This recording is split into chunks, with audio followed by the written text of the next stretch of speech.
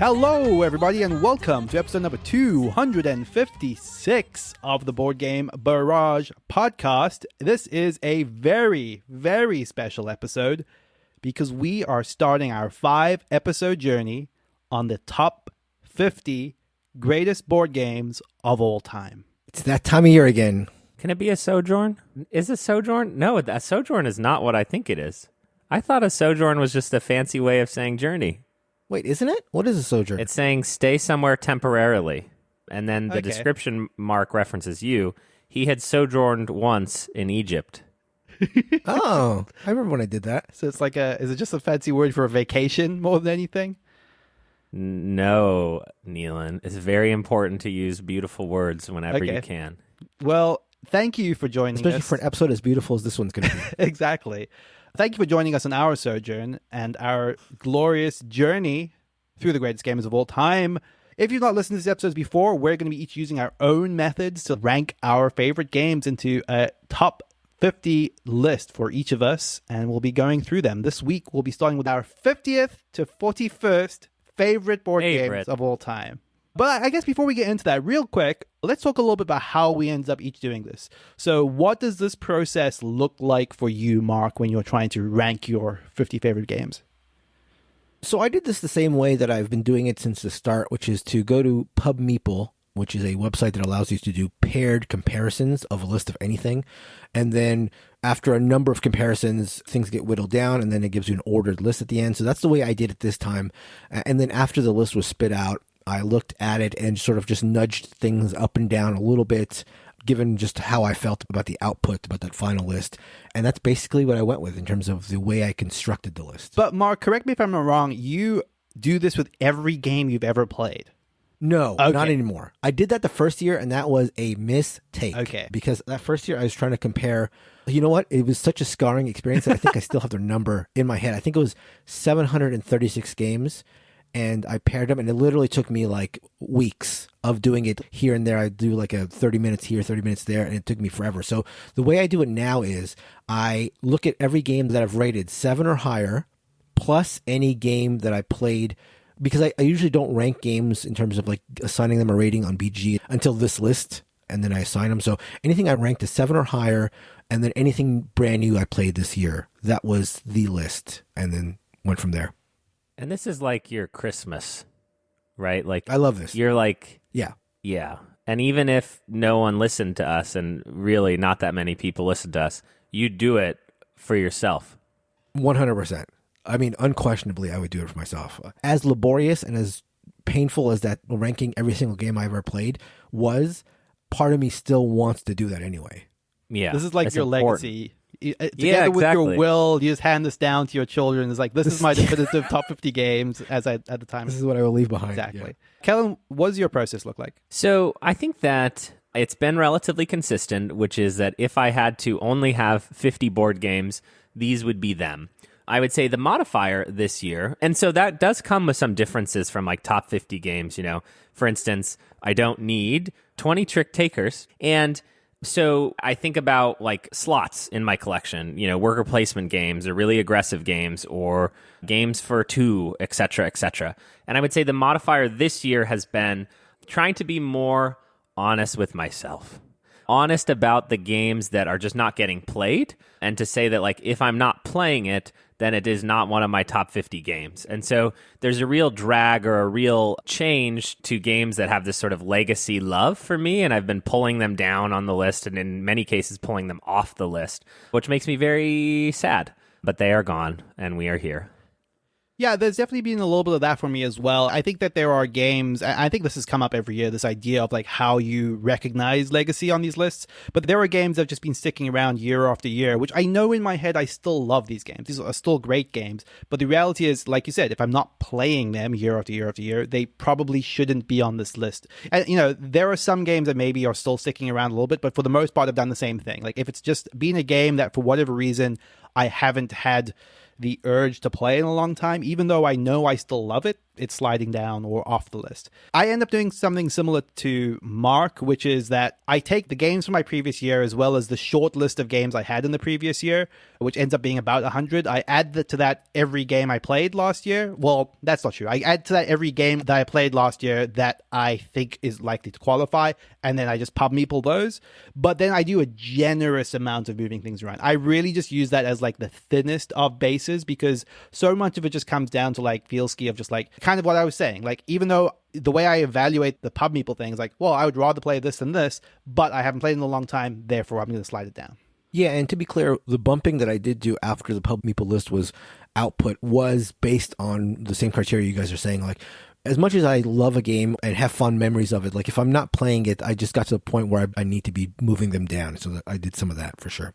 So do we want to talk about the 2 twists we're going to have for these series of episodes? Absolutely. Take us through them, Mark. Yeah, the first one, and the more I would say straightforward of the 2 choices we made for doing this, is in an effort to be a little more concise. I know I can get a little rambly when it comes to describing these games because of my love of the games and of lists in general. We have decided to streamline things a little bit. So we have decided on a 1-minute timer per game per description. Now, there could be a little bit of talk about the game and stuff like that afterwards, but we are going to try to stick to a hard cap of 1 minute per game as soon as a person starts the descriptions. And in an effort to keep to that, we are going to have 2 measures in place. The first one is that we have on this shared screen of ours a 1 minute timer that Kellen is going to start as soon as somebody starts talking about the game. We're going to have to police Kellen on hitting the button for himself. Oh, yeah, when you start, well, back when I was a wee long young lad, that's the start of the game description. Right. No, I'm not worried about you doing it for us. I'm worried about you doing it for yourself. Oh, I see. Yes. Yeah, you have all the power, which is a dangerous thing to give you. So that's one thing we're going to do. We have a timer that we all can see, so nobody can say anything about not knowing. And the second thing is that each of us is going to be in charge of policing another person. So I am going to police Neilan. Neilan, who are you going to police? Kellen. Got to be Kellen. Yeah. Kellen? I'm policing both of you, but mostly Mark. Okay, so that person's going to be in charge of making sure that the person they've been assigned is going to stay in line with the 1 minute timer. The other thing we're doing is a little less straightforward.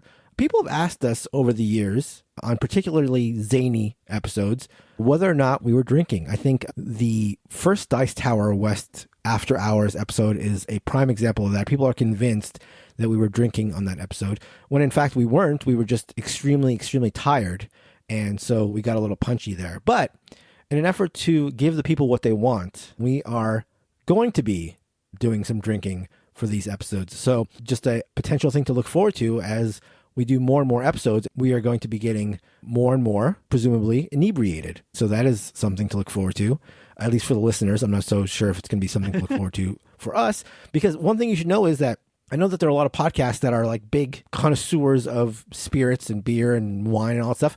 I would say that we are not at all. At least I know that I'm not whatsoever. You guys aren't big. No, I mean, if it's any indication of like how much of a connoisseur of fine drinks I am, I'm mostly going to be drinking whiskey mixed with ginger and lemon tea. So, you know, right. that classic cocktail. Yes, and as an indication of how little of a drinker I am, the alcohol I'm going to be drinking is this Ranch Road whiskey that Kevin, I was the first client on our Discord, was kind enough to give to me almost a year ago that I had not opened because I just do not drink pretty much at all. So I am quite a lightweight. I'm guessing these guys are as well. So this should be interesting. But yeah, what are your guys' thoughts about the 2 things we've added to the next couple episodes? I mean, I'm for it. I think that one of the things about these lists is that you end up describing games that, you know, we've obviously spoken a lot about in the past, whether it's on previous lists or just the fact that these are our favorite games. We're going to mention them a lot. So holding ourselves to like getting to like the heart of what we like about them as quickly as possible, I think that's great. And keeping ourselves beholden to that as we get further and further and further down the line is going to be pretty funny. So I think keen to see where this goes. Innovate or die. And we are the innovators. We play the music. We tell the bard's tale. Yep. And with that, I think we should get right into it. Let's start telling the bard's tale. Okay, so we are going to go around the circle here. We're going to go Kellen, then myself, then Mark. So let's kick it off with Kellen's 50th favorite game of all time.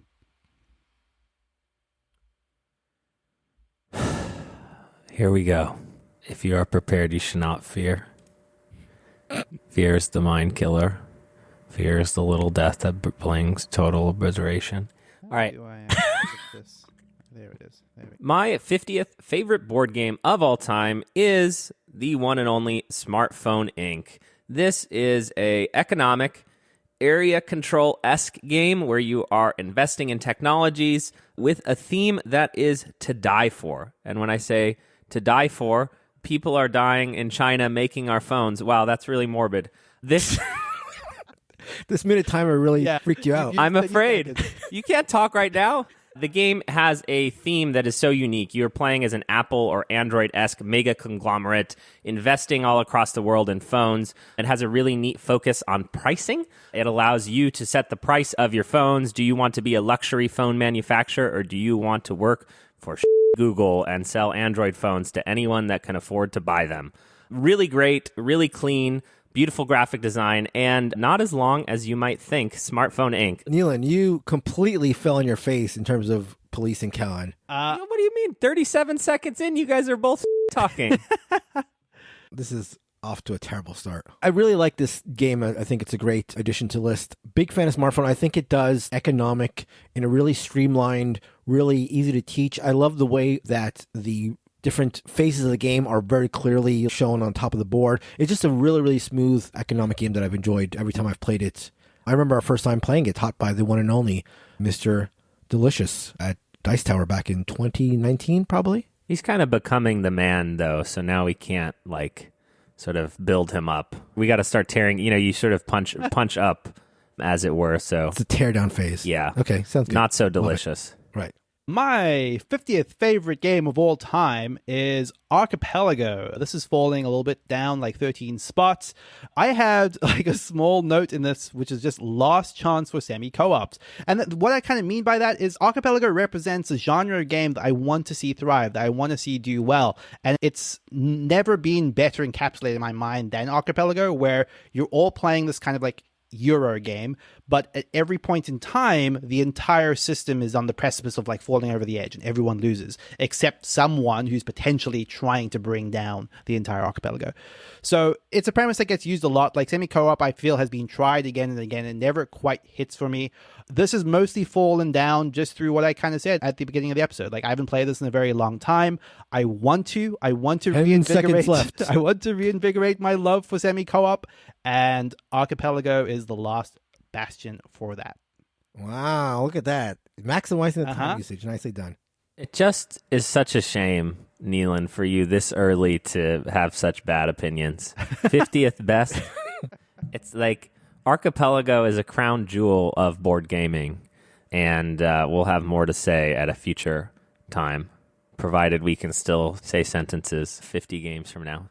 My 50th favorite game of all time is new to my list. There might be a little bit of recency bias because number 50 for me is Chicago Express. I literally talked about this on the last episode, but then in working my list, I just kept seeing it rise and rise when I was comparing games. Just got more and more excited about further plays of it. Chicago Express is the first Grail game. This is a series of games that sort of strips down 18xx and train games. I love it for its simplicity. I know there's been some argument among us and among listeners as to whether or not this is a gateway game, including Tim, who just emailed us literally before the show started with his take that it's not a introductory / gateway game, but I think it can be. I wouldn't necessarily recommend it, but just a fantastic game if you're interested in 18xx and you want something that is simple to play. Chicago Express is the game for you. That's my number 50th game, new to the list, Chicago Express. Playing me off. Chicago Express is not a gateway game, you dummy. I was actually surprised how many people, there was a clean division among people being yeah, absolutely, he taught to non-gamers, and then people being you guys are absolutely off your rocker. See, that's my games. My games get the people going. I get the juices flowing, not Smartphone and Archipelago. Nobody cares about them. No talk about. When's the last time somebody talked about Archipelago on the Discord? When's the last time that something you can buy on Amazon for $9.61 is one of the best games of all time? Never. Right now. Literally just happened in front of you. You didn't even notice it. My 49th favorite board game of all time, I am ashamed to say, has not been on my list yet. And that was a dramatic oversight. Every time someone says deck building in a board game, it gets compared to the granddaddy of all deck builders. And I think I was just in denial about its success. This is Dominion, which is new to my list for the last 5 years. This year, at the request of some members of our community, I repurchased Dominion 2nd edition and acquired an expansion, Dominion Menagerie, mostly because I like saying the word menagerie. Dominion deck building is one of the best mechanisms of all time. It allows you to build as you go, to create a deck of cards, to explore the chance that you'll get the combo that you want. I don't know why it wasn't on my list. I am looking back at old versions of Kellen and just saying, oh, you idiot. Dominion, my 49th. Dominion's great. I think at the risk of spoiling my list, it is no longer on it. It has frequently occupied the middle of my list. But yeah, one of the ones that I just couldn't bring myself to keep after not having played it forever. But Dominion's fantastic. It's the granddaddy of deck building. It can't be beat. Name one deck building game that's even approaching its goodness. And if you have one on your list, Neilan, I'm going to scream at you in a very loud voice. We'll see. I will scream granddaddy very loudly. It wouldn't be the first time. Oh, dear. My 49th favorite game of all time is new to my list this year. I don't know that it's spoiling too much to say that this is the only splotter on my list. This is Bus. I feel like I've had, over the years, a new splotter near the bottom of my list almost every time. But Bus has kind of emerged as my favorite. I think there's a simplicity and cleanness to the design, which still captures the things I love about splotter games, which is to say that they are simple systems that become complex simulations, and the joy of them is kind of watching them unfold. You kind of do your best efforts as inputs into the system. You kind of watch the points unfold, whether they're going to sort of come your way or not. Sometimes it's very hard to gauge, and the only real way to see how things are going to play out is just to work through the system. That is Bus. The recent-ish edition by Capstone is a lovely, fantastic game. I'm a big fan of Bus. I love this game. Probably my favorite of the splotters, for sure. It is not my favorite splotter, and I am disappointed that we will not get to hear Neilan say Zimbabwe in the future. Give us one last Zimbabwe so that we can go out on a high note. Zimbabwe. Well, you got the great Zimbabwe. The great Zimbabwe. That's not how you normally say it. You're just faking it now. Not the same. My 49th favorite game of all time is also new to the list. Kellen might appreciate this one. This is Hanabi. After a long time away from Hanabi, where I wasn't playing it for years, I just played it again this year for the first time in a long time and was just amazed by how much fun I had. Taught this to some non-gamers and just had a blast. It's one of those games where, much like Codenames, which, spoiler, is not on my list, it's a game where you just think you've burnt out on it, you think you're done, but you pull it back out and it just shows you how well constructed it was and how fun of a time it is. Hanabi is a cooperative game, for those who don't know, where you're trying to play cards out in order with your teammates, and the conceit of it is that you can't see the cards you have. You can only see your teammates, and you have to give them clues and figure out the order that way. Just a fantastic game. Number 49, new to the list, Hanabi. Right on time, Mark, but the millions of people were screaming, "What about the crew? What about the crew? You think your light co-op card game Hanabi set in Japan is better than going underwater with the crew?" Might come up later. Who knows? You haven't seen my list. Oh, you have multiple light co-op card games on your list. That's not very good value, Mark. That's my thing. That's what I'm known for. Value? Value, light co-op games, lists. Oh, lists, yeah. Yeah, you're known for that. It's good to be known, That's why I do the podcast. For the fame. I gotta say, drinking this whiskey straight is probably not a good idea. Add some coffee to it. Then you go up and up. Add some ginger lemon tea. That sounds a lot better. Ginger lemon tea sounds better than coffee? Yes, although anything sounds better than this straight whiskey at this point. So, all right, my 48th favorite board game of all time is one that these two disparage, but they do not know what they are talking about. I would say it is the best production of all time. That is one Root by Letter Games. This is a area control-esque, Euro-esque, asymmetric game where everyone is playing cute woodland creatures, and every faction has a different job in the woodlands. And if you don't know that the Woodland Alliance is going to win near the end, like, you're gonna get by the Woodland Alliance. If you don't know how good it is for the Vagabond to do certain things, you will lose to the Vagabond. So it is about knowing the different roles. It's about seeing how the cats work, seeing how the birds work, trying to make the birds fail out of their whatever you call it state. I can't remember. I only have 8 more seconds. Root is a fantastic game. I own every piece of gameplay content for it, and I just love looking at it. Why don't you guys like Root enough? I wish I did. It's one of those games I really do wish I liked more. Same. I'm exactly the same. I feel like I probably would if I played it more. I just have to play it more. Mark, it doesn't have to be Cuba Libre to be good, okay?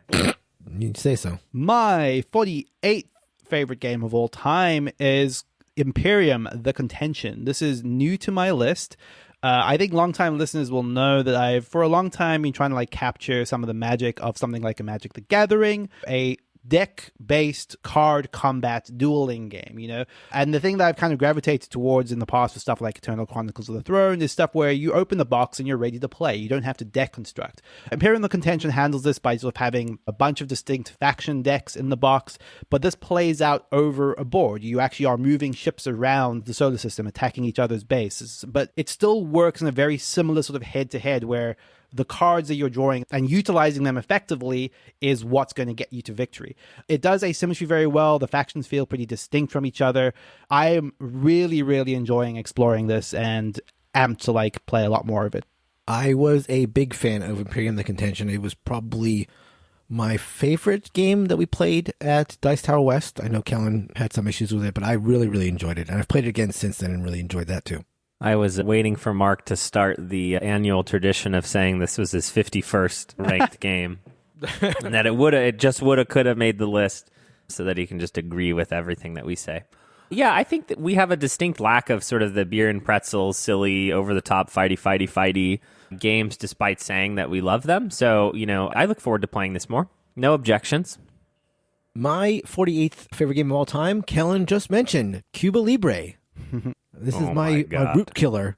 Actually, this has fallen 5 spaces, and it might fall off the list if I don't get it played. I did not play it all this year, but I have definitely moved towards more solo gaming, and I think that's just going to be the way I have to play it, as well as the other coin games. Cuba Libre is, if you like Root, it's the same sort of idea where different players have played different factions with different goals and different ways of playing, so it's like very, very asymmetric. But unlike Root, and one of the things that I like about it is it mirrors a historic event. So yeah, this marries 2 things I really, really like: historical gaming, asymmetry, and yeah, just a very interesting game that I am really, really desperate to play again. So my 48th favorite game of all time, Cuba Libre, down 5 spots from last year.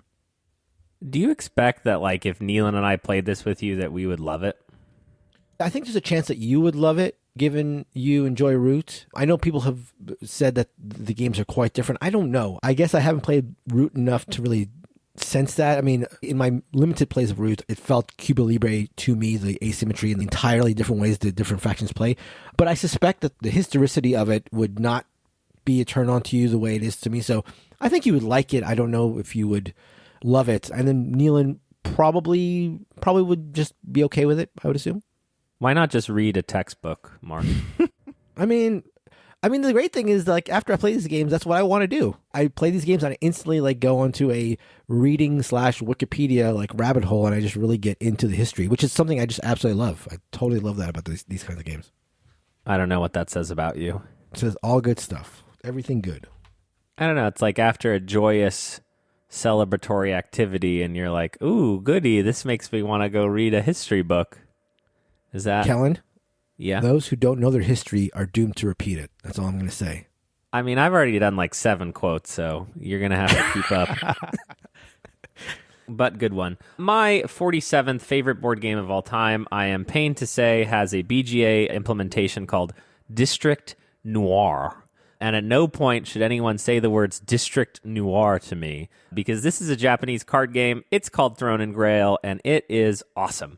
This is a 2-player play-over coffee game where you are putting cards into a line and then deciding when you want to take the line. And you don't want to take the line too early because then you give your opponent too much tempo and momentum.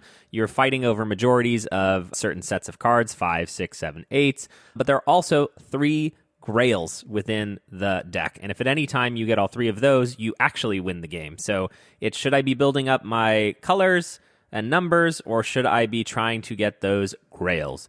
This is my 2-player game of choice when I am 15 minutes or less over coffee. This is better for me than Colorado at 2, which is sacrilegious. Throne and Grail, you should check it out. Don't check out District Noir.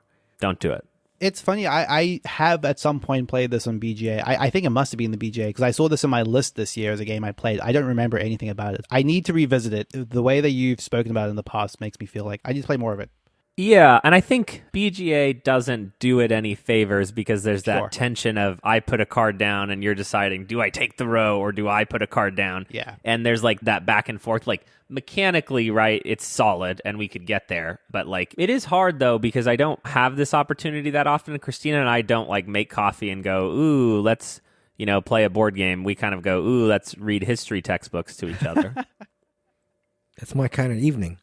My 47th favorite game of all time dipped off of my list last year, but Agricola is back, baby. Agricola is amazing. Nice. Agricola is cool. Like, again, the reason that this fell off was I hadn't played in a very long time, and I've now played, a few games of this on Board Game Arena, which is something Mark and I spoke about recently.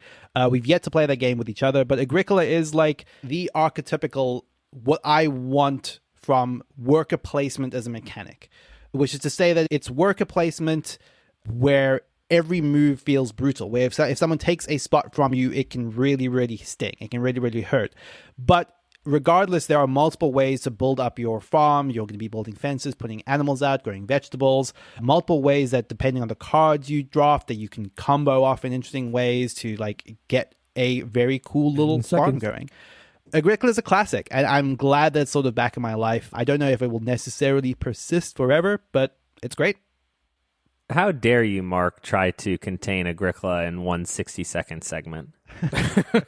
How dare you? You know what? You're right. If any game deserved a little more time, it would be Agricola. After not being a fan of Agricola for years, as Neil and I talked about recently, got back into it this year and have been really enjoying it a lot. So I don't besmirch Neilan having a couple extra seconds to talk about Agricola. My 47th favorite game of all time continues the train theme that I started with Chicago Express. This is Stephenson's Rockets. So I'm the first person with a doctor inclusion here. This is Reiner Knizia's take on, I guess, on train games, but on cube rail games more specifically. In Stephenson's Rocket, you are buying shares into a number of different railroads. And the fun thing about Stephenson's Rocket is that if you own a share in a railroad, and it's somebody's turn to start directing it in one direction, you can veto that. You can give up your shares to veto the way that a train is going. And just a really fun sort of moment in the game where you can throw a spanner in the works of your opponents, which I really, really like. It's a game where, in addition to managing these railroads, you're trying to deliver goods and stuff. It shares that prototypical Knizia sort of low rules overhead. A lot of these trading games can be quite complicated. Stephenson's Rocket does away with a lot of those rules that you see in those games, as is Knizia's sort of style, and a game that I just enjoy a great, great deal. Real cutthroat, real tough Stephenson's Rocket. My number 47, up 2 spaces from last year. No objections from me. This one is a banger. Yeah, and especially the old version, I don't know what year it's from, but is like really, really rough. A lot of little thin cardboard chits and stuff like that. The new version is just lovely with a lot of like wooden pieces. Is it Grail Games? Yeah, Grail Games, exactly. Yeah. Yeah. Lovely production. All right. My 46th game is going to be probably the biggest shocker for us all on this list. I had the opportunity this year to play this one time in person and then have been playing it on Board Game Arena, enough to throw it in the list. And it's almost like a mea culpa. We may need more than a minute. This is Tzolk'in, the Mayan calendar. Yes. I just can't. I have this theory. Okay, so this is an old, heavy Euro, again, from 2012. Heavy game, but it just has the exact right amount of forward and backward and tactical gameplay for me. So this is a game where essentially you're putting workers on wheels, and the longer they ride the wheel, the more powerful they get. I fear that if I play this game with hardcore gamers like Neilan, who absolutely love Tzolk'in the Mayan calendar, that I will hate it. But you can use the heuristic of put your worker on the wheel, and the longer you leave him there, the more powerful he's going to be. And that's a powerful heuristic. And then after that, it's this tactical gameplay of trying to maximize your points while constantly being in contention over everything. Spots on the wheels, tracks upon tracks, all the buildings. And I love starting the game with each person has cards and you choose what you want to start with. And that does start you in a very different place than each other. And so you're off to the races from the beginning. So even the beginning of the game feels different. I am shocked and surprised and a little bit vomiting in my mouth about the inclusion of Tzolk'in the Mayan calendar here, but I want it. I'm in the process of buying it. I want to paint the gears. I want Tzolk'in. Neilan, why did you not make me play this? I tried to for a very, very, very long time. No. I mean, it's been in my top 10 every year for 5 years now. So you tell me why we haven't played it yet. Keen-eared listeners will realize that Kellen went over his 1 minute. No. I'm going to allow it. So we're going to call that. Look, Neilan went over the allotment. Kellen went over the allotment. You get a once per episode.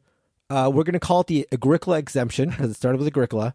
So that was, you guys have both used your Agricola exemption for this episode. I love it. Fantastic game. And we should play it sometime. I'm not that great at it, to be perfectly honest. It's also short. Well, I don't know about playing with Neilan. I'm a little afraid. It's done in 2 hours or less. Yeah. That's a banger in the mouth.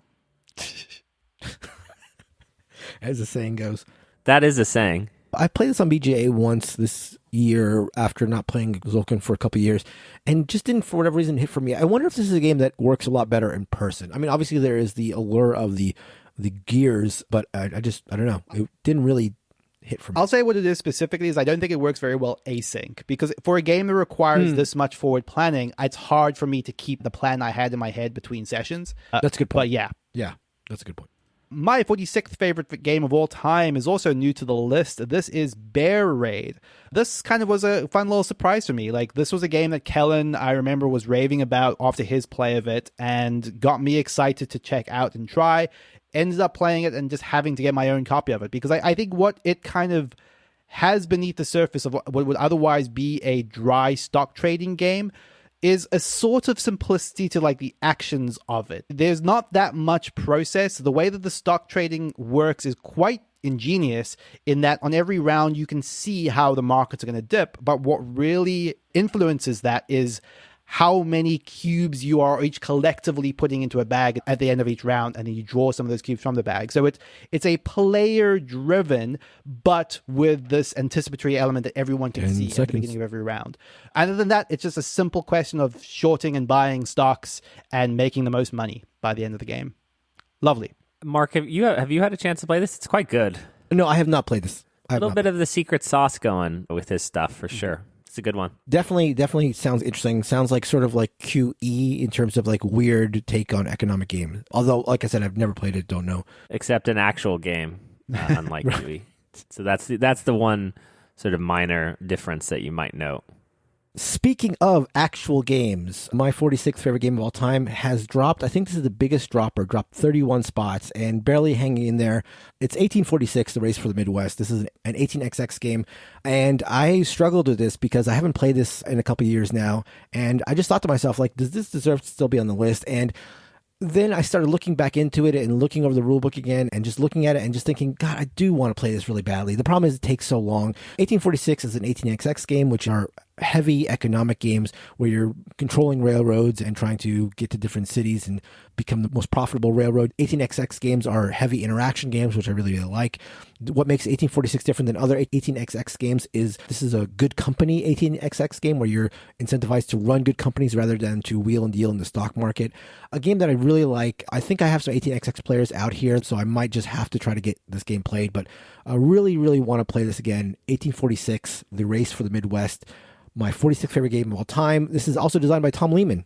interestingly, he of Race for the Galaxy and all those games. So good pedigree. Mark, if you're sliding 18xx games off of your list, what are the odds that I'm ever going to play one? Well, no, see, this is just me looking in the mirror and being real with myself. If I don't play it, it's got to go down. But it's funny that you mentioned that, because as I was looking at this game and trying to figure out if I should drop it off the list or not, one of my first thoughts was, will the guys like this? Will Neilan, will Kellen, will Christina actually like this? And I still think so. I don't think you're going to be 18xx fans, but I think that first game of an 18xx game, we're just going to like, because it's so interactive. And you've got the planning that Neilan likes, like the puzzly part of it. You got interaction that Kellen likes. I still think we're going to like it. It is a bear to play, you know. Neilan, is it our time for our yearly promise to say that we'll do it in the upcoming year? Yeah, exactly. And then not do it? And never do it, exactly. It's got to be 1889, which I kickstarted. Yeah, that's funny. Do you have that yet? Has that delivered? It has not delivered, but... All right. Well, if it delivers before Dice Tower West, then there we go. Trip to Japan together, 4-player. The other thing is 18 Chesapeake, which is supposed to be a really good introductory 18xx game in a shorter time span. So maybe one of those we will do. I've City of the Big Shouldered. I've Lilliputted around, okay? Yeah, but that's not we're just pussyfooting around, okay? We just got to commit and do it. None of this little anymore. Right. Agreed. My 45th favorite board game of all time, I debated back and forth whether to include or not include on the list. It's Lords of Vegas. This one, you owe it to yourself to try. I always think about this as my Monopoly replacement, a game I could convince my parents to play about making and building casinos. You don't have as much control over the game as you might hope or want, but that makes for a raucous? Is that a word? That's a word. That's how you say it. I was going to say vicious, but then I thought, no, this is a raucous good time of a game. You gamble in each other's casinos. You do hostile takeovers. It's so funny. You have a high-valued pip in one of your dice, and you connect your casinos, and Neilan says, no, don't connect our casinos. And I say, move over, chump. I'm in charge of this casino now. And he has no choice. But he can, if he wants, get desperate and try to re-roll all the dice and hope that his is higher. Lords of Vegas is a very silly time. One definitely worth seeking out and trying. I had not played Lords of Vegas until I moved to Vegas, and then the city just inspired me to finally get it to the table. Turns out that I have a edition that I traded for that has like really heavy clay chips too. The person who I played it with actually works in the gaming industry and told me I have like $90 worth of old style poker chips in there. So that was a nice little bonus. I loved playing this. Had a great time. So yeah, I totally endorse it. And it's like, I honestly think that if we all played it together and had one ridiculous game, it would be on all of our top 50s, because that's how I see that. Ridiculously silly and fun it can get, and cutthroat. I mean, this is another game to add to the Dice Tower West collection of games to play. I mean, in Vegas, it seems perfect. We just won't be able to like talk to anyone else because we'll have like 50 games to play. My 45th favorite game of all time captures something that again, like I was mentioning with Imperium, something I've been trying to for a long time. So I used to be a very big war gamer in the Warhammer world of things. Oh, I was thinking you were going to say girlfriend. Yes, exactly. I used to... Wait, what? Something you've been trying to get for a very long time. Yeah. And nothing is going to get me a girlfriend more than Undaunted Normandy, which is like a kind of a distilled down war game, really. Like it sort of takes deck building as a mechanic, but it does it in a way that really kind of captures the heart of what I like about wargaming, which is, moving troops around a map, holding positions, trying to optimizing your placements in terms of where they should be best located tactically in order to sort of wither down your opponent's troops. And it does this in this ingenious deck building format where every card represents a member of like a squad. Brilliant game. Can't wait to play more of this. Undaunted Normandy. I've only played this myself a couple times, and I feel like if I dove into it and played it more in more quicker succession, I'd really enjoy it. I've heard nothing but great things about it, and seems like it'd be something that was right in my wheelhouse. So there's like Stalingrad, which just came out, which kind of takes that and adds like a campaign to it, which it strikes me as the ideal way to like play something like that, where you're sort of working through a long series of games where things are escalating and changing over time. I love the idea of that. I'm excited to check that out next year. And that's getting super buzz from like Shut Up and Sit Down and other seems like other outlets. Is that 2-player only? Yeah, I want to say it's definitely a side versus another side. There may be team variants. I'm not sure. I'm just not a warmonger. That's always been your biggest problem. My 45th favorite game of all time is new to the list, although I think it was on my list a couple of years back. This is Sidereal Confluence. It jumped back on the list after a play at Shut Up and Sit Down at Shucks with a number of listeners. I had a great time with this and just forgot how smoothly the trading went and how fun the trading was. Like, it feels like trading is always beneficial. I'm a big fan of trading in general in just my life. So you would think that I would enjoy this game. And sure enough, I really did.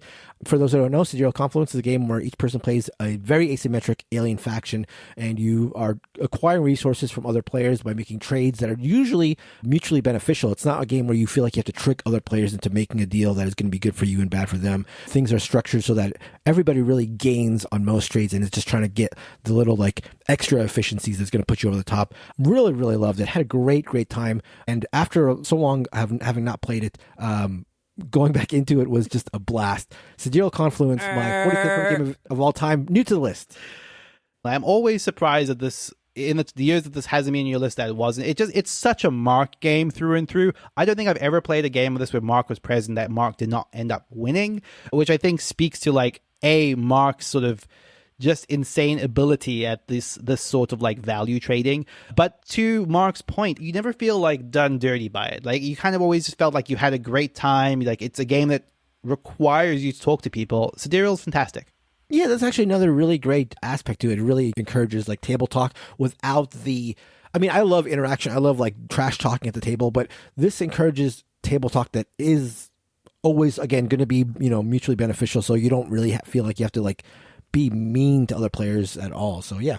I can't figure out why I don't like it, to be honest. And like, I keep sort of circling around it because every time we go to a convention, people want to play it. It's definitely like a con game type game. I just don't, it's like I have a headache every time I play it, and I don't find that the output of that headache is worth it. It's sort of like a game like Diplomacy, which again has a large part of the similar talk to everyone, try to make it work. But like, maybe then the game that's attached to it is just much simpler. Yeah. I don't know what it is. I mean, not that Sidereal is that complicated, I guess, once you're running stuff. I get it. Like, look, at its heart, it's a game about cube conversion. And like, that's not exciting. Something that doesn't excite you specifically, Kellen, I would say. I could see a version of this that changes that central mechanic that instantly becomes like a top 10 game for you. Yeah, I agree with that. That's probably correct. But I do feel a little bit like the guy in the corner, like thumbing my nose up at the game that everyone wants to play at every convention ever because they don't get a chance to at home. So I'm that guy. My 44th favorite board game of all time. In my quest for weird games, I like weird games. I get weird games. This is Martin Wallace's Study in Emerald, the second edition. Many will say that the first edition is weirder, and I will tell you more about that in the coming year because Mark, in a very kind gesture, gifted me the first version of this. This is a team-based game with one winner where you don't know if you're helping the occultists who love Mr. Cthulhu and his friends, or if you are actually, in fact, trying to fight against him. You will score victory points for both types of actions, no matter what you do. You could kill a great old one and score victory points and then reveal that actually you worship that man or beast thing. And now you no longer get those victory points. So it is about finding out who your teammates are, outscoring them while helping your teammates, because there are penalties if you have a really shitty teammate. One of the weirdest games I've ever played and totally worth trying. A Study in Emerald second edition. I feel like you got to add this to the Dice Tower list of games to play. You guys like this? You guys have played this? I've still only played it one time with you, but I remember really liking that game. But it was a long time ago. But yeah. Martin Wallace. Classic. What a guy. Martin Wallace is one, like, here's the thing, right? The only true and living doctor, right? He pumps out. He's a factory, okay? Yeah. So I can say that there are certain games of his. I'm looking at you, Llama Dice. Llama. Doesn't matter if you add parties to the Llama. It's still a Llama game. Martin Wallace, I would almost never turn down trying one of his new ones. Like, there's nothing that you could do. I would try them. Easy money. Agreed. Yeah, 100% agreed. You always know that they're going to be weird or just out there in some way, like that you've not seen before. Yeah. My 44th favorite game of all time is also new to the list. This is Dead Reckoning. This kind of gets to the heart of kind of what, Kellen was talking about a little bit earlier, with just kind of that really just like fun, ridiculous, unabashed, like splashy silliness. It's you and a pirate ship sailing around, shooting other pirate ships, and dropping cubes into a gigantic cube tower, watching where they spill to see how much damage you're doing. Your ship occasionally sinks, which means you lose a ton of victory points, and it's very, very silly. But the scope of things that you're able to do in Dead Reckoning is actually pretty diverse. You can explore, you can build buildings. There's an area control element on each of these islands. But I think the thing that really, really sets it apart, and that most people don't talk about because it's unfortunately held off to the expansions, is this saga system where by collecting cards, you're kind of adding to the story and like the elements of your game, the cards that are in the system over a slow course of multiple games. It's a really, really neat concept. I am so happy that you like Dead Reckoning because we checked this out, Christina and I, like pre-Kickstarter, and it's like, it has all that fun, but there is a core that is just solid. Absolutely. And I'm like, this is like a lot better than I expected. And you kind of see that output happening for people. People really like this one. So like, I think it's just exciting to hear. Yeah, card crafting is like, I think it's been a little bit of a gimmick for a long time. And I think this is the one that really brought it into its own in a big way. I can't tell if I would like this. I haven't yet to play it. Do you think it's something that would work for me? If I have one thing that like some people I have had played with that bounced off of it is the combat system. It is very silly. Like, it's the silliest form of like dropping a lot of cubes and man, I sunk, or I got like a bunch of barrels and coins out of that battle. It's dumb. But I do think it's fun, and I do think that you would get something out of it for sure. I think I've seen that combat system, and it reminds me of Poseidon's Kingdom, which is another game that has that like drop the dice and like depending on where they go on the board, things activate or happen. So that always struck me as cool. So I definitely want to try this out for sure. My 44th favorite game of all time is down 17 spots. This is also one that is barely hanging on. This is a game that requires a big group. It's Panic on Wall Street. We had a fantastic game of this back at the first Shucks we went to back in 2019, but have not played it very often since. Played it once over the course of the last couple of years, but just a rollicking fun time when you get a big group that is going to be into it. The way it works is half the players are buyers in this market and half of them are investors, and there is one winner per side. So there's going to be one winning investor, one winning buyer, and it's a real-time game, sort of a la Pit for those who've played that game, where once a timer starts, people are sort of like a stock market floor-esque buying and selling things. It has that like energy, that frenetic pace that you like in those kind of games. A game that when you get the right group and people are buying in is a fantastic time, real fun. Panic on Wall Street, my 44th favorite game of all time, down 17 spots. I made it. That one was with a knife, so... See if you can identify future implements. I don't know about this game, Mark. Why? What's wrong with it? There is the randomness because stocks will rise and fall based on dice rolls at the end of every round, so you can only plan ahead so much. I do like the fact that even though it's dice rolls that determine the stock prices, different stocks have different volatility to them, so that's kind of a cool thing about it. Like some stock, they can rise and crash, and some are just more steady. So there is that to consider. But the spirit of the game is just like yelling and buying and promising and then reneging on promises and all that craziness. So that's the type of game where I'm willing to swallow a little more randomness and silliness. What's your problem with it? I think that like, Don't like fun? The looser a game is, right? If you're that guy in your group, okay, and I am that guy, meaning like no one wants me to win. Like if at all possible, like making Kellen lose is as good as winning. And that's true. So there are games where the looser it is, you just like can get frozen out, where people just like won't trade with you or won't do things with you. And like I just have had like 2 bad in a row games of Panic on Wall Street where I just felt like I didn't do anything wrong and I got and everyone was happy about it. Well, everyone was happy though. Well, yeah, the greatest good for the greatest amount. So that's right.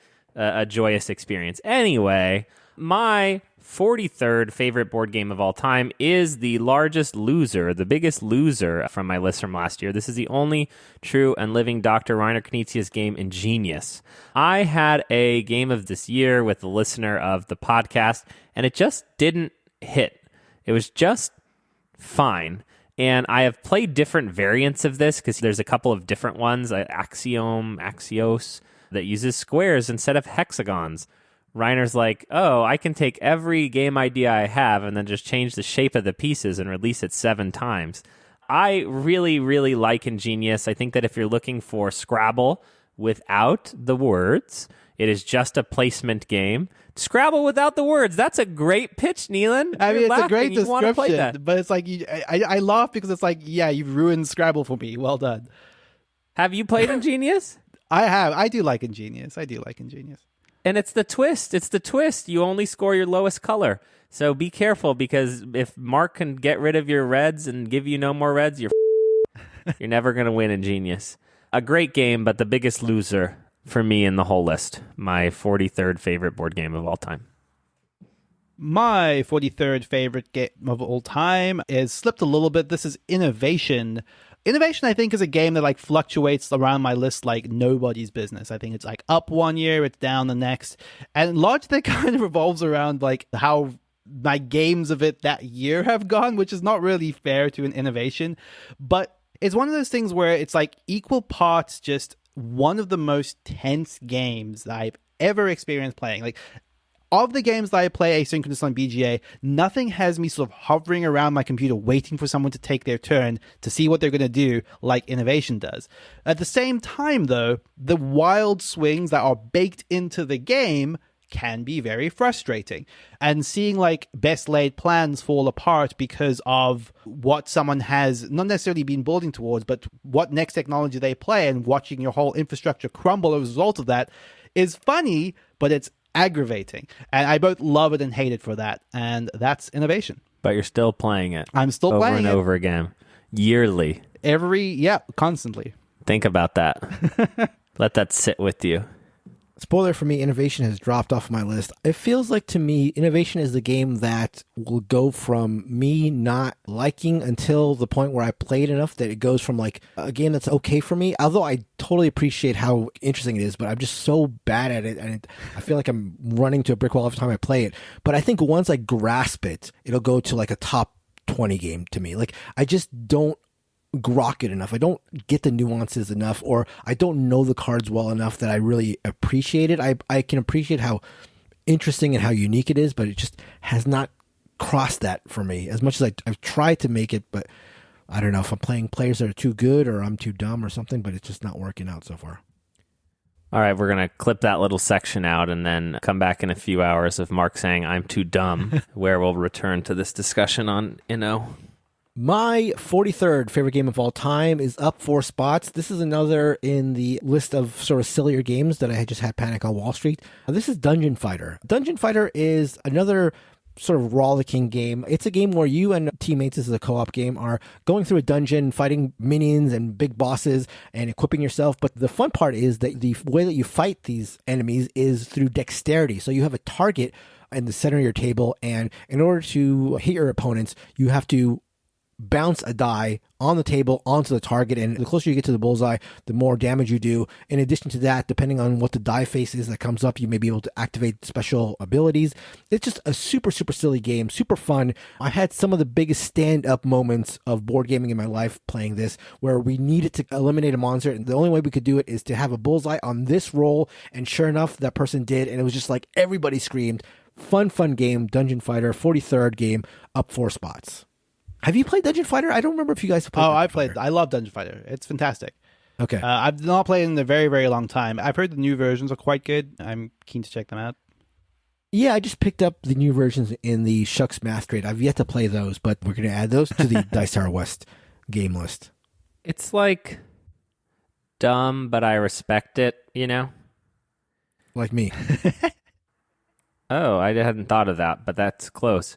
I don't know. It's like there's this classification of game where it's like you have to be, it's almost like John Company 2nd edition. Here, put that on the quote. Dungeon Fighter and John Company 2nd edition are the same game. It's like you have to have a group of people that understands all the tropes and trappings of how these games work, and then the addition of all the silly dexterityness is cool. But like for like a normie, it's just like Dungeon Fighter itself is like super overwhelming, and you're combining like this oil and water together in a weird way. You think so? You think you just saying we're fighting this thing, hit the bullseye. I mean, you might be right. I've only ever played with people who understand that sort of trope, but it's sort of like there are a lot of people who won't see a movie because they perceive it to be like fantasy adjacent. Sure. Like I don't like that. dragons. You know what I mean? Yeah. I don't know. It's a very fun time. And if someone set it up and said, Kellen, come play this, I've had a great time playing Dungeon Fighter. All right, I'm up. My 42nd favorite board game of all time comes to us from Stefan Feld, a designer that I need to play more of his games and find out more about, because I actually think I like Feld and I used to make fun of Feld. Transformation. Everyone can evolve. This is Bruges. This is his multi-use card masterpiece. I am not kidding when I say that when I went... So this has been re-implemented this year by Queen Games in the form of a game called Hamburg. Okay? So just right off the bat, you can hear how I feel about this. Bruges versus Hamburg. Okay? I saw Hamburg laid out at a table, and I took pictures of it, and I almost cried at how bad it is. Okay, how from one to the other, Bruges, oh, how the mighty have fallen. I want to recommend this game to everyone. If you have not played it, you should try it. It is a short enough game with a lot of unique and clever systems. If you have to, I guess, do Hamburg. Don't go out and buy a $100 copy of Bruges to get the expansion and get all the stuff. But, oh my God, Queen Games. I want to retheme this. It would be the biggest project I ever took on. But if it could get us out of Hamburg. What would your retheme be? I mean, what he said. Yeah. So instead of like having different jobs, each job is a Pokemon, I assume. Yeah, so And, the game's called Pallet Town, right? Which is where it all started in Pokemon. And then that's about as far as I've gotten. So Okay. Good start. Strong start. So that obviously told you a lot about Bruges and Hamburg. I wonder if this is indicative of maybe another Feld. Will another Feld be higher on Kellen's list? Because I think Bruges has always been among your favorite games. I don't know if it's ever made it in a top 50. I think it's flirted at least with the top 50. So I wonder if this means that you have another Feld higher on the list, which would surprise me. Who could say? I can think of one and could be, but... I can think of one too. Yeah. My 42nd favorite game of all time is Anachrony. This is a big, splashy, thematic Euro game, and kind of no one really does them better than Mindclash does in terms of like having a very weird setting, in this case, sort of this sci-fi post-apocalypse where one of the central mechanics is, you know, their version of a loan mechanic is you going forward in time, borrowing stuff from the future and having to pay it back at that future turn down the line. Otherwise, you sort of create paradoxes. So they found ways to sort of blend those mechanics and thematic elements together. It's a gorgeous production. One of the standout features is like you have two worker placement areas, distinct areas, one inside your base, and if you're going to go outside the base into the real world, you have to be in an exosuit, but you have a limited number of exosuits that you can power up, and there are these gorgeous little plastic miniatures, which as far as I'm concerned, are required to play the game, even though they're not included in the base box, which is a crime. But yeah, Anachrony is just a solid game that really, really evokes a setting that is pretty unique. I have to say that I will never forgive the first person who said, you know, that time travel mechanism is just a loan mechanism. If you think about it, it just like sapped all the majesty and all the romance from it when I was first told that, which makes sense. Obviously it is, but such a bummer. I think it's one of the things. Why do you gotta say that? I think, you know, like, I get what you're saying, but what annoys me more is when people try to deride it as being, oh, it's just a loan mechanic, therefore it has no value. It's like, well, no. Like, they found a way to creatively dress up a mechanic that's used in a lot of games. And I think that's a word I can't think of right now. Admirable. No, I agree. And it still is a game that is evocative of its theme. Like, it definitely does still feel like a time traveling game. And as I think both of us have said before, we hate to say that you need to buy like the blinged out version of this, but there are the exosuits that have no functional value in the game. There's no reason to have this, but it's like a thing you can do where instead of placing your cardboard shits on the board, you instead place them in these exosuits and place those exosuits on the board. And it just adds so much. It's like the one blinged out aspect of any board game that I think materially enhances the experience clearly. I just think about what you're saying. Have you thought about it? I mean, no, I know where you're going. I also don't even disagree. No, go. With you. I don't know where he's going. Go where you're going. I don't know where you're going. What's this? It's like you're talking about, you know, American Girl dolls over here or something. You know, like okay, I didn't know where it was going. It turns out it's like so antithetical to why we started the podcast, right? This which is is the that exception that proves the rule. You ever heard of that? gameplay overall, that should be on our crest. Do you know what I mean? And you guys are up here. Gameplay overall on the crest, except in Anachrony, because it makes it worth it by the spaceships. Herder. Exception that proves the rule. Speaking of exceptions, I've had 2 silly games in a row, but this is going to be a serious one. So my number 42 favorite game of all time is up 2 spots. This is Mr. Serious himself, Vital Lacerda with Lisboa. Vital Lacerda is known for very complex Euro games, not quite economic games, but just complex games where one action will trigger a lot of mechanisms going. Lisboa is no exception. Sometimes that one action to many different gears moving works out poorly, as is the case with Escape Plan. But with Lisboa, sometimes it is just like elegant and very puzzly. And Lisboa is a perfect example of that. In Lisboa, you are working to try to repair the city of Lisboa. Mr. Lacerda is a Portuguese man himself, so it's a labor of love in that respect. And the production is beautiful. It's one of the most beautiful games, I think, on the market. And you're doing that by playing one card in your turn. It's like a Vital Lacerda trademark. You do one little thing and it just triggers a lot of different things off of it. You are building things. You're having favors from the royalty and the clergy and stuff like that. Fantastic game. Looking for a heavy game. You could do a lot worse than Lisboa, my 42nd favorite game of all time, up 2 spots. I had wondered whether this was going to be a return of Lacerda to my list with Kanban, but anytime anyone talks about Lisboa, I am so intrigued by it. It keeps sort of circling back around as a game that I absolutely have to play, and I think based on the fact that I really, really, really enjoyed my first play of Kanban, I can see myself working my way through a handful of Mr. Lacerda's games. I'm sort of bummed out that your first experiences with Lacerda, not that I'm like a Lacerda connoisseur or anything, but your first couple experiences with Lacerda were like Escape Plan, right? And well, for what it's worth, my first experience was Vigneaus Deluxe, which I loved. So yeah, oh, yes. it was Okay, it was like a up down and then down I see. type thing. Yeah, right. Yeah, because I think Lisboa is like right up your alley, like that whole like puzzling sort of like planning ahead really works for Lisboa. It's like, I keep telling Monique before you play that I want to play one with her, either Kanban EV or Lisboa, not the Gallerist.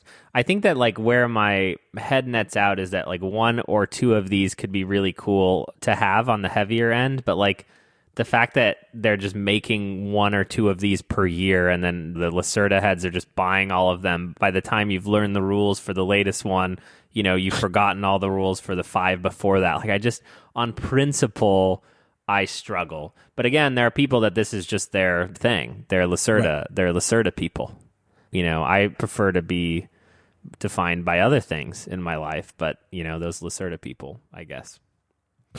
Notice that I set up the straw man and then I tear down the straw man. All right, moving on. My 41st and the last game I'm going to be talking about today is a Uwe Rosenberg classic. I believe it's a shower.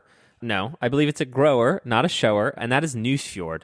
This is the perfect smaller, I don't have the brain space for Agricola game where you are, I don't really know what you're doing. There's fish, you're getting buildings. I don't know. You're Uweing, right? Everyone knows what Uwe is at this point. There is intense worker placement where you're blocking each other, unlike games like Feast for Odin, where the blocking really does matter. And you are building up a set of specific advantages that you have, that when this happens, you get this. When this happens, you do that. That all sort of combine together into one strategy. The game has like one big idea, one thrust, and the game is over in 1 hour to 1 hour and 15. I could never see myself parting with this, and I could see myself moving on from other Uwe games that I have that are higher on the list, but Nusfjord is just so concise. It's so good. Nusfjord, my 41st favorite board game of all time. One of my favorite things about Nusfjord is when the game is initially set up and you're looking at the buildings you have in hand and the buildings you can build, because they're different every game, and you try to figure out the combos. You're like, if I can get this building and this building, they'll really combo off each other really well. And I love that about Nusfjord. The forward planning, but then also you have to be tactical and be able to change. But that speaks to sort of just the one thrust of it, right? It's not this multi-layered thing. Yes. It's like, this is where I'm going to go. It reminds me as well of the 2-player Agricola, All Creatures Big and Small, which has a lot of similar concepts built into it.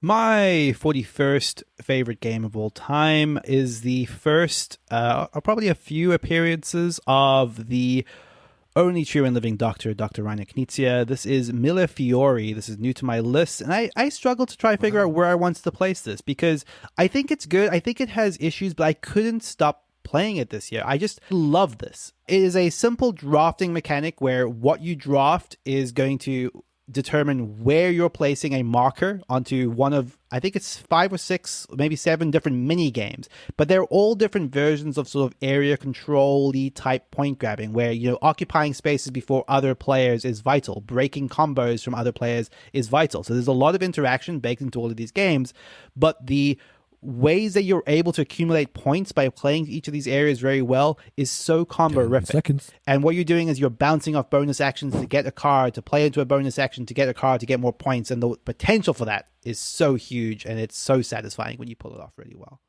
I was really excited to play this at Strategicon based on your recommendation, both you and Kellen. And it didn't really hit for me. I think the problem was mostly that I destroyed you. Aside from that, I think the problem was, as you were sort of mentioning, you have to play to make combos on the different mini games, but you also have to be aware of your opponents making combos, and you have to break them. And I think I was too wrapped up in just making sure that I was playing the different mini games as well as I could, that I didn't do enough blocking other players. So I feel like if I played this a couple more times, it would certainly rise in my estimation after having like a more holistic understanding of the entire game. Mr. Delicious calls this Ganz Hans Nizia. Like, it's that sort of combo-rific nature of like that sort of roll and write, but on a shared board, where exactly you're describing. Like, it's important to see what Kellen's going for and be like, no, Kellen, you're not going to be able to pull up that insane combo this round because I'm going to beat you to the punch. Yeah. It has an annoying turn order. It's very important. I really like this one. It could be my favorite game of the year. Did it come out this year? I think that's right. But just not enough to hit the top 50. You know, you want me to kick off Dominion off the list to put Mille Fiori on there? Forget about it. My 41st favorite game, and the last game we're going to talk about on this episode, is perfect because it is going to be the first double crossover. Kellen, I think, had this as his number 50 game, and this is Smartphone Inc. So Kellen already spoke about it, so I won't belabor it too much, but Smartphone Inc. is probably my favorite light economic game. Like, it is a purely economic game for sure, but it is light and clear enough and concise enough that I would feel comfortable teaching it to people who maybe not entry level. It's not a gateway game. I'm not saying that. But it is very clean, very simple. And again, I just love the fact that the different phases, because every turn has like 8 phases, and that sounds daunting, but the way that it's laid out on the board, it makes it just very clear. There's never any confusion about like, oh, what's happening next? How do we handle that? It's just all very straightforward. I love that part of it. And it's among my favorite economic games, period. And certainly the top of my list in terms of light economic games. Also, wonderful theme. Production is great as well. So a lot of great things to talk about when it comes to Smartphone Inc., my 41st favorite game of all time. Mark, I think being consistent with the listeners is important, and something you've done is establish that you're a 2-phase man, and I think that's sort of well known, right? Because it's sort of you expressing your vulnerabilities that you can only last 2 phases. And in the description that you just gave, you mentioned that you also like that this game, which is 8 phases, and everyone knows that you could not last past phase 2. But we all have to aspire to something. I see. A man's... What is the phrase? A man's grasp pump chump should exceed its length, or else what's the heaven for? God, I'm coming out with poetry, and you're going with 2 pump chump. I don't know. I'm just saying you're a 2-faced man. That is going to do it for this week's list. That is the first 10 games on our top 50 journey. Before we go, one quick thing that we wanted to talk about that is happening on our Discord. And if you're not familiar with our Discord, it is a lovely chat room community that you can get to by going to boardgamebarrage.com/Discord. One of the things that's going to be happening in 2023, we've done versions of this in the past. These are run by the moderators, the lovely moderators of our Discord, is the contest. What that has been traditionally is sort of like a shared competition to be the last person to buy a board game in the year, to see you can hold out the longest by just playing the games you have in your collection rather than buying something new. It's expanding in a huge way in 2023. There are going to be 3 different contests happening in parallel. The first of these is going to be the no-buy contest, which is the one I kind of just described. You try to go as long as you can without buying any games. There's going to be a trade contest where you start with a small game and sort of try to trade it up, kind of like the paperclip style thing of turning a paperclip into a house. You try to trade that game over and over and over again until you get the best game you can. And finally, there's going to be a Shelf of Shame contest where you try to play as many of the games as possible in 2023 that you haven't yet been able to table. I was told specifically to say that you haven't yet been able to table. Who told you to say that? Who told you? They're fired. You're fired. I can't do Trump impressions anymore. Not allowed. But you're out of here. Get out of the Discord. That is all happening in our Discord. 3 fun little community contests for you to take part in. Just head over to the Discord and check out the 3 channels for each of these contests. And if that sounds like something you'd be interested in, please take part. I will also be on the Smashing Bricks podcast, which is going to be releasing the same day that this episode comes out. This is a retro video gaming podcast hosted by one of our listeners, Eddie, and I'm going to be covering the NES classic Castlevania. So that was a lot of fun to do. I encourage anybody out there listening who is a video game fan to check that out. Again, that is the Smashing Bricks podcast. Otherwise, you can catch us on all of our social media, whether that's on Facebook, whether that's on Twitter, whether that is on Instagram. You can shoot us an email at boardgamebarrage@gmail.com. Otherwise, we'll see you next week for the next 10 games in our lists. Thank you, as always, to Heart Society for our intro and outro music. What's on your mind, kid? Goodbye. Goodbye. Bye.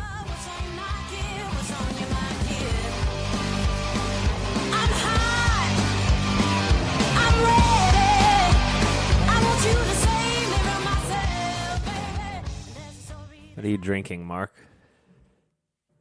I am drinking Ranch Road whiskey. Just straight from the bottle, right? Yeah, exactly. No, actually, I was very concerned because we have guests coming over that I was going to be drinking for 5 hours straight. So I'm actually measuring 1.5 ounce per hour. That's what I'm doing. Amazing. Well, if it's anything like your tolerance for other substances, you should have 1 sip. Oh, God. We'll be starting with the first 10 board games our favorites. What am I trying to say here? Our 50th, our 50th. This is always hard. This is harder than you think it is. It is. The way to like vocalize this idea of these being our 50th to 41st favorite board games of all time. There it is. Yeah. You know, for instance, I don't need 20 trick takers. How's that? 20 trick takers. Cheha is the only person who can say that 10 times fast. Mark, have you had a chance to play this? It's quite good. I have honestly forgotten what Neilan's game is. Barry, no, sorry. Okay, yeah. No, I have not played this.